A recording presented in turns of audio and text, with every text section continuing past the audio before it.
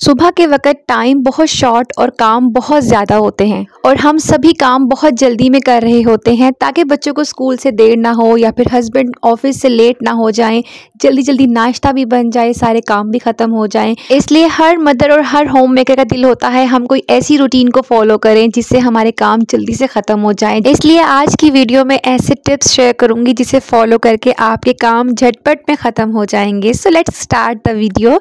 अस्सलाम वालेकुम everyone, welcome back again. Vlog start करने से पहले आपको सीन्स बताती चलूं कि आज का व्लॉग नाइट से ही शुरू हो रहा है क्योंकि यहाँ पर मैं जा रही थी एक फैमिली से मिलने। हमारे रिलेटिव हैं जो कि उम्रा पे जा रहे हैं, तो बस वहाँ जा रही थी। साथ ही मैंने व्लॉग भी स्टार्ट कर लिया और इसी तरह मेरे माइंड में ये बात क्लिक की कि क्यों ना आज मैं आप सबके साथ नाइट रूटीन शेयर करूं और साथ के साथ आपको ऐसी यूज़फुल सी टिप्स देने वाली हूं जिसे फॉलो करके ना आप अपनी रूटीन को बहुत ही कंफर्टेबल और स्ट्रेस फ्री बना सकते हैं। तो बस सबसे पहले ना हम आए थे यहाँ पर शिकारपुरी पे मिठाई वगैरह लेने के लिए, केक ले लेंगे और साथ में केक रस ले लेंगे क्योंकि मुझे ऐसा लगता है कि उम्रे पे जाते वक्त ना आपके पास ड्राई चीज़ें लाइक केक रस वगैरह इस तरह की चीज़ें होनी चाहिए। तो अगर आपको भूख लगी सुबह नाश्ते में तो आपने एक चाय का कप बाहर से लिया और केक रस साथ में खा लिए तो आपको ना इतनी भूख फील नहीं होती और आपका जो ब्रेकफास्ट है ना वो जल्दी से हो जाता है। तो चलिए अब अपनी टिप्स की तरफ चलते हैं। टिप नंबर 1 ये है, नाइट रूटीन में सबसे पहले आपने जो काम करना है वो है कि आपने अपनी नमाज सबसे पहले पढ़नी है। ईशा की अजान जैसे ही आप की होती है ना आपने फ़ौरन से नमाज पढ़ लेनी है। देखिए अगर आप ना रात में ये सोचें कि हम पहले अपने सारे काम ख़त्म कर लें बाद में नमाज़ पढ़ के सो जाएंगे तो वो ना एक बोझ सा रहता है कि यार नमाज नहीं पढ़ी, माइंड में टेंशन सी रहती है। और समटाइम ऐसा होता है कि बाज़ लोग रात को ना काफ़ी लेट फारिग हो रहे होते हैं किचन से और फिर इतना थक जाते हैं कि बस जैसे ही बैठे और उनको नींद आना शुरू हो जाती है, तो फिर इस तरह ना नमाज में खलल पैदा होता है। तो बेहतर ये है कि आप जैसे ही इशा की अजान हुई आपने फ़ौरन नमाज पढ़नी है और देखिएगा नमाज पढ़ के इतना दिल को सुकून मिलता है और आपके जो बाकी काम रह जाते हैं ना वो भी बस जल्दी से ख़त्म हो जाते हैं। तो बस फिर सबसे पहले मेरा भी यही रूटीन है कि मैं सबसे पहले नमाज़ पढ़ती हूँ इशा की, उसके बाद मैं फिर किचन में आ जाती हूँ। तो किचन में आने के बाद नेक्स्ट जो टिप है वो ये कि आपने नेक्स्ट डे के लिए प्लान करना है कि नेक्स्ट डे आपने अगर कोई ऐसी चीज़ बनानी है लाइक अगर आपने चिकन बनाना है, गोश्त बनाना है या चने बनाने हैं, कोई भी इस तरह की चीज़, क्योंकि मोस्टली हम ना चिकन और गोश्त वगैरह पहले से फ्रीज़ कर देते हैं। तो अगर आप रात में निकाल के उसको बाहर रख देना और किसी भी बर्तन में निकाल के रख दें, ऊपर से ढक दें, तो वो सुबह तक मेल्ट हो जाता है तो आप इजीली उसको बना लें। या फिर आपने अगर चने बनाने हैं उसको भी रात को डिप करना बहुत ज़रूरी है। तो ये वो चीज़ें हैं जो आपको रात को प्लान करनी पड़ती हैं। अगर आप रात को ना प्लान करें तो सुबह को आपको मुश्किल होगी, आपको परेशानी होगी कि अब तो ये चीज़ डिप नहीं है पानी में, अब तो ये बॉयल नहीं हो सकते, तो हम सालन कैसे बनाएं या फिर सालन को देर हो जाएगी। तो इसी तरीके से और भी किचन के जो काम हैं आप अपने फ्रिज को चेक कर लिया करें कि आटा गूंदा हुआ है कि नहीं है, सुबह बच्चों को नाश्ते में आपने क्या देना है, आपने हस्बैंड को नाश्ते में क्या देना है। उसके अलावा बाज़ लेडीज़ की ये आदत होती है कि वो टाइम पे ही आटा गूंद के और सुबह ही गूंद के साथ ही रोटी बनाती हैं, लेकिन मेरे से कभी भी ऐसे नहीं बनती। मेरे से ना वो रोटी थोड़ी सी सख्त हो जाती है। मैं फिर पहले से ही आटा गूंद के रखती हूँ ताकि मैं सुबह को पराठा वगैरह इसका बना सकूँ। नेक्स्ट पॉइंट बात करने से पहले आपको जो स्क्रीन पे ये बॉक्स नज़र आ रहा है ये मैंने रमज़ान के लिए मंगवाए थे। एक्चुअली मैंने ऑर्डर पहले ही कर लिए थे ये स्पाइसेस जार, लेकिन मैंने कहा कि रमज़ान में लगाऊंगी। पहले वाले स्पाइसेस जार को भी वॉश करके रख लिया था मैंने और अब मैं उसमें रीफिलिंग भी करूँगी और इस वाले जार्स को मैं ना रात में एक दफ़ा वॉश करके अभी रख दूँगी और फिर सुबह ड्राई जब हो जाएंगे फिर इसमें स्पाइसेस वगैरह ऐड करूँगी। रमज़ान से पहले ना हर चीज़ साफ़ सुथरी होनी चाहिए और जो पहले वाली चीज़ें हैं अगर हम उनको भी अच्छे से नीट क्लीन करके दोबारा से यूज़ करें तो वो भी एक अच्छी लुक आ जाती है।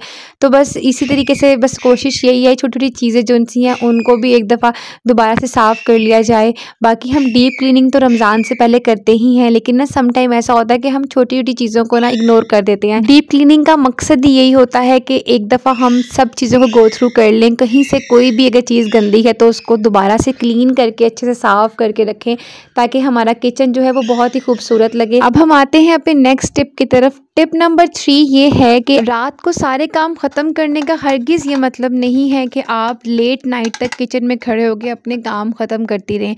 आपने रात में वही काम करने हैं जो रात के लिए इम्पॉर्टेंट हैं। बाकी कामों को अपनी रूटीन के हिसाब से आप मैनेज करें। समझदार ख़वातीन वही होती हैं जो हर काम अपने टाइम पर करती हैं, क्योंकि अगर आप लेट नाइट तक किचन में खड़े होकर काम करती रहेंगी तो इस तरह आपकी रूटीन बहुत डिस्टर्ब हो जाएगी, आपकी नींद डिस्टर्ब हो जाएगी, आप प्रॉपर्ली सो नहीं पाएंगे। अगर आप प्रॉपर्ली नहीं सो पाएंगे तो सुबह उठने में आपको मुश्किल होगी, आपके बच्चों का नाश्ता रह जाएगा या फिर आपके हस्बैंड को ऑफिस से लेट हो जाएगा। तो इस तरह के प्रॉब्लम्स आपको फेस करने पड़ सकते हैं अगर आप रात को लेट नाइट तक किचन में काम करें। आपकी हेल्थ का आपकी रूटीन के साथ एक बहुत स्ट्रॉन्ग कनेक्शन होता है। अगर आपका वो कनेक्शन टूट जाएगा, अगर आप प्रॉपर्ली रेस्ट नहीं करेंगे तो आपकी हेल्थ डाउन हो जाएगी।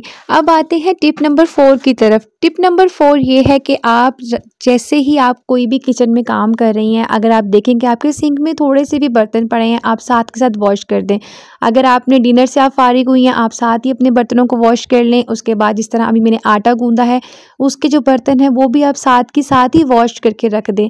इससे होगा ये कि जब सुबह उठेंगे ना आप, तो आपका सिंक बिल्कुल खाली होगा। जब आपका सिंक बिल्कुल खाली होगा ना तो आपको कोई टेंशन नहीं होगी। नहीं तो वरना सुबह उठ के ये होता है कि देर हो रही होती है, जल्दी जल्दी में आप देखें आपको कोई बर्तन चाहिए तो वो सिंक में पड़ा है, पहले वो आप उसको वॉश करेंगे, फिर आप नाश्ता बनाएंगे, तो इस तरह आपको लेट हो जाएगा। और इस्लामिक पॉइंट ऑफ व्यू से भी देखा जाए, जिस घर में रात को बर्तन सिंक में पड़े होते हैं तो वहाँ पर रहमत के फरिश्ते नहीं आते। शादी से पहले मेरी मामा ऐसे ही कहा करती थी, तो बस इसीलिए हम रात को बर्तन धो के सोया करते थे। तो फिर इसको भी मैंने अपनी रूटीन का हिस्सा बना लिया, हमेशा रात को बर्तन धोकर और सिंक को बिल्कुल अच्छे से साफ करके ही सोती हूँ। Now come to the next point. Tip number 5 ये है कि रात को सोने से पहले आप लाजमी नहीं कि सिर्फ किचन की ही क्लीनिंग, आप अपनी जो लिविंग रूम है उसकी क्लीनिंग भी थोड़ी बहुत कर लिया करें। अब क्लीनिंग का मतलब ये नहीं कि आपने डीप क्लीनिंग करना शुरू हो जाना है, बस ये कि आप थोड़ी बहुत चीज़ें अगर आगे पीछे पड़ी हैं तो आप एक बार देख लें। अगर आपके किचन के काउंटर टॉप पे थोड़ी बहुत चीज़ें बिखरी हुई हैं, आप उनको अपनी अपनी जगह पे रख दें और आप शेल्फ़ पे अच्छे से आप शेल्फ़ को अच्छे से साफ़ कर दें। इस तरह ये होगा, अगर आप अपने लिविंग रूम से भी चीज़ें वगैरह उठा लेंगे तो ऐसा होगा कि आप जब सुबह उठेंगे ना तो आपको बिखरी हुई चीज़ें देख के डिप्रेशन नहीं होगा।